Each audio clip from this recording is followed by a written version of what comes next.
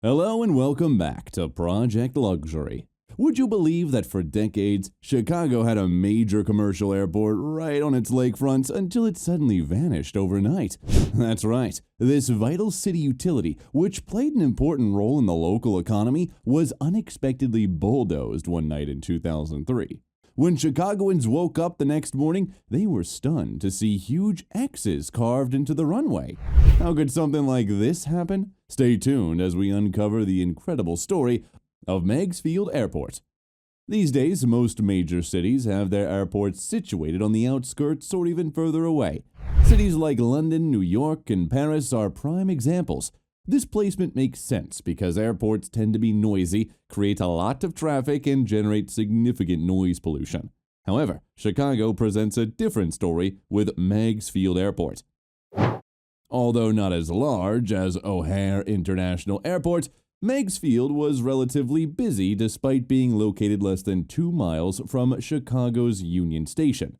You might think it was completely insane to build an airport right in the middle of downtown Chicago among the tall skyscrapers, and you'd be right.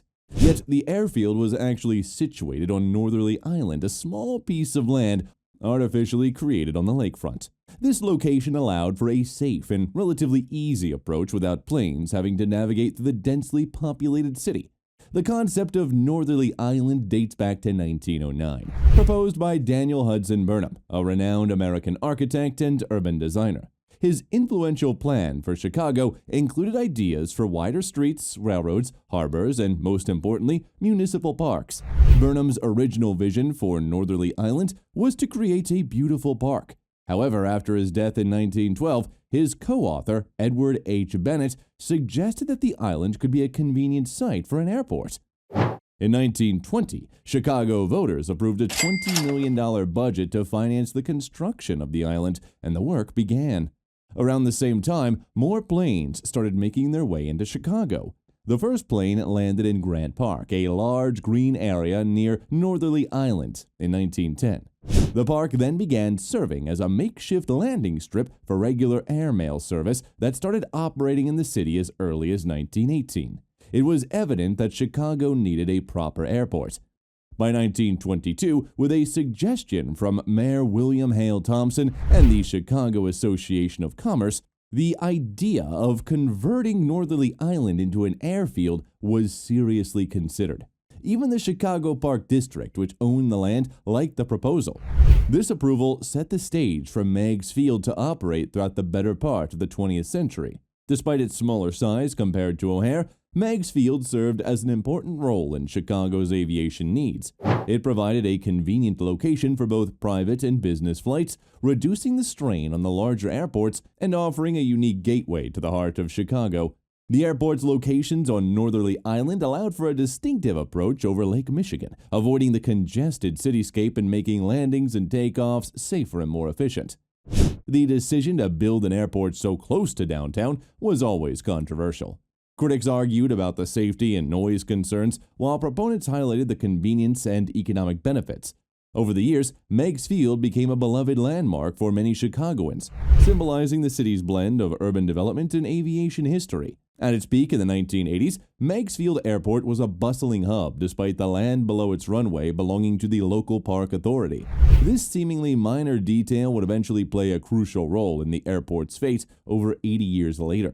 Meigs Field officially opened on December 10, 1948, and to accommodate its runway, the property had to be expanded by 24 acres through significant landfill projects.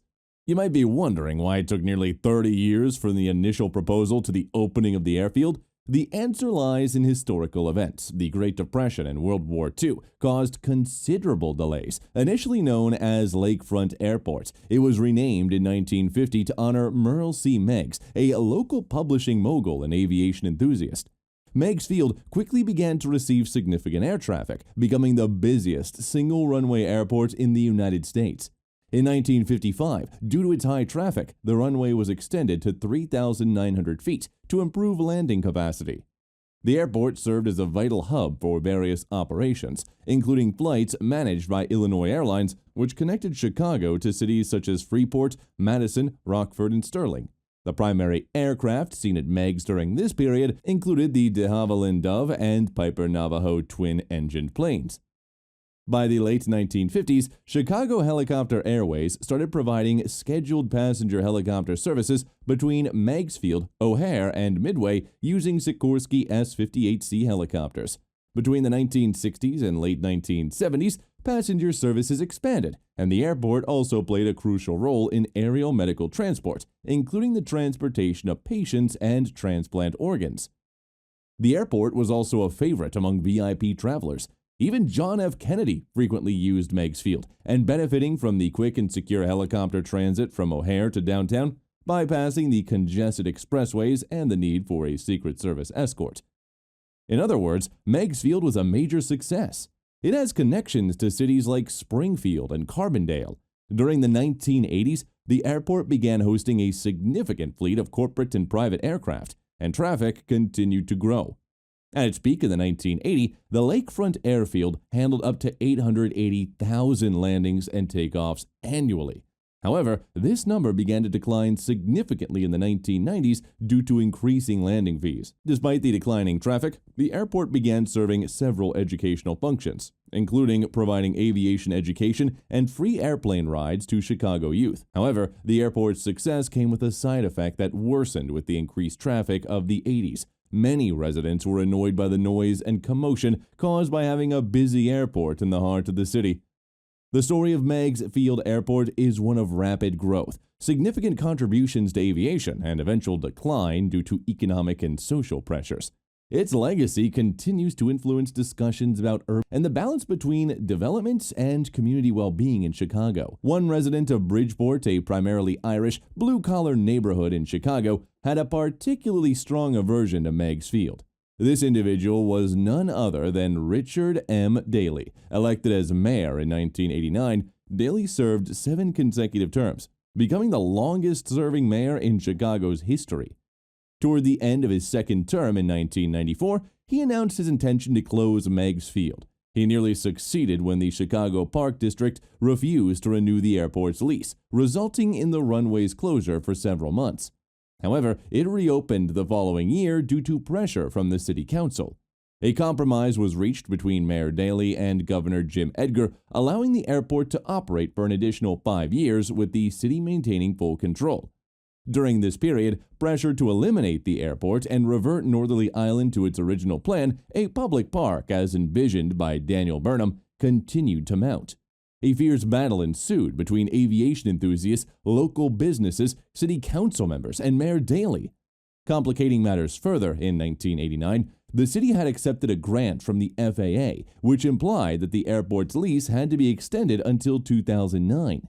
Any effort to close the field before this date would breach a federal agreement. Despite opposition, Meigs Field significantly contributed to the local economy by providing jobs and supporting businesses dependent on it for transportation and logistics. Over the next decade, the two opposing sides reached a stalemate.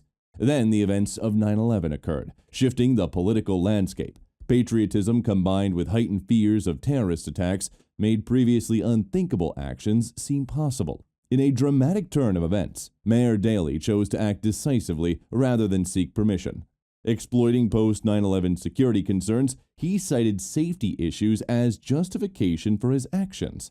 On the night of March 30, 2003, under the cover of darkness, a fleet of bulldozers accompanied by a heavy police escort entered the runway and gouged multiple X-shaped holes in the surface, rendering it unusable. Several airplanes were left stranded, but were later allowed to depart using the taxiway. The following day, Mayor Daley defended his actions at a press conference, stating to do this any other way would have been needlessly contentious.